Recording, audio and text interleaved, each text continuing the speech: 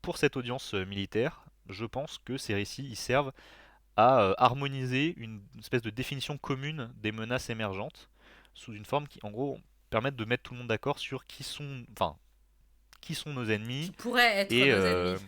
voilà, qui pourraient être nos ennemis, mais il y a quand même une volonté d'agir sur le présent. On identifie comme étant nos ennemis et ceux qui montent en puissance et comment ils seraient amenés à frapper.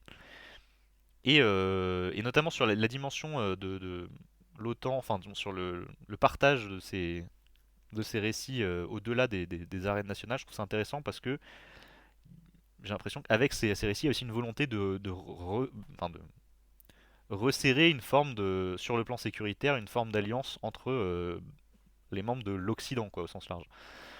Jacinta Wagan, qui est une chercheuse, parle de l'Occident libéral. Et donc là, il y a cette volonté de dire qui sont en fait les ennemis de l'Occident, et par cette définition de ceux qui sont les ennemis de l'Occident, inversement, resserrer les liens entre les membres de cet Occident, quoi. Et ensuite, il y a un public civil qui est là largement domestique, donc au sein des États qui produisent et qui diffusent ces récits. Le premier qui se divise là encore, donc ce public civil en deux enfin, deux grands types d'audience, je vais dire. Le premier, c'est les élus, en gros. Enfin, c'est ceux qui sont chargés du contrôle politique et budgétaire des armées, auprès desquels ces récits vont servir à légitimer à la fois l'augmentation des budgets des armées et l'allègement du contrôle politique. C'est-à-dire, on réfléchit sur les menaces sont pressantes, donnez-nous plus de moyens et laissez-nous les mains libres pour les traiter.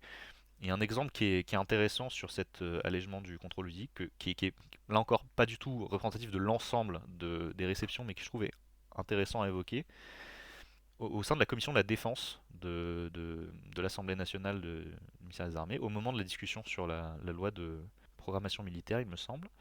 Euh, En tout cas, il y a un amendement d'une députée socialiste, je crois, qui veut faire passer une espèce de formation obligatoire sur les enjeux environnementaux pour les soldats.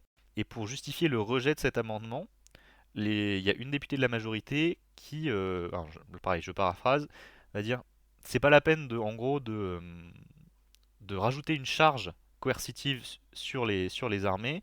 Elles le font déjà. Regardez, en plus le sujet est traité dans le scénario de la Red Team.